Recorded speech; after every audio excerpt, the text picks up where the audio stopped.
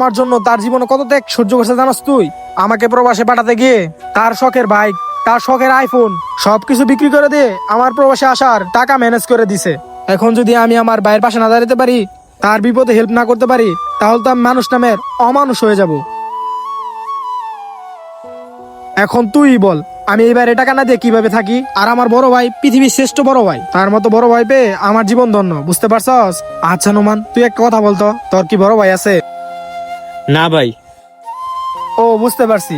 এই জন্যই তুমি বড় ভাইয়ের মর্মটা বুঝতেছো না। তোমার যদি বড় ভাই থাকতো তাহলেই তুমি বুঝতে পারতা বড় ভাইয়ের মর্ম কি, ভাইয়ের মর্যাদা কি, ভাইয়ের সম্মান কি। যাই হোক, তোর তো আর বড় ভাই নাই, তোকে এগুলো বলে লাভ নাই। ফোনটা দে, বাইরে টাকা পাঠাই দিব। ভাই, তুমি এতক্ষণ কলেই ছিলা? কলেই ছিলাম। তোর কথাগুলো শুনে অনেক ভালো লাগলো।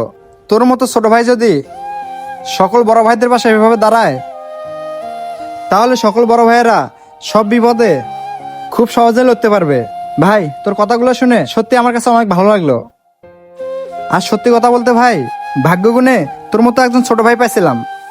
হ্যাঁ বন্ধুরা, এটাই বাস্তব। যদি থাকে বড় ভাই, তাহলে বোনে বাঁক মারতে যাই। তো বন্ধুরা, ভিডিওটি কেমন লেগেছে অবশ্যই একটা কমেন্টের মাধ্যমে জানাবেন। আর ভালো লেগে থাকলে অবশ্যই লাইক, কমেন্ট, শেয়ার করে অন্যদেরকেও দেখার সুযোগ করে দেবেন। ধন্যবাদ সবাইকে।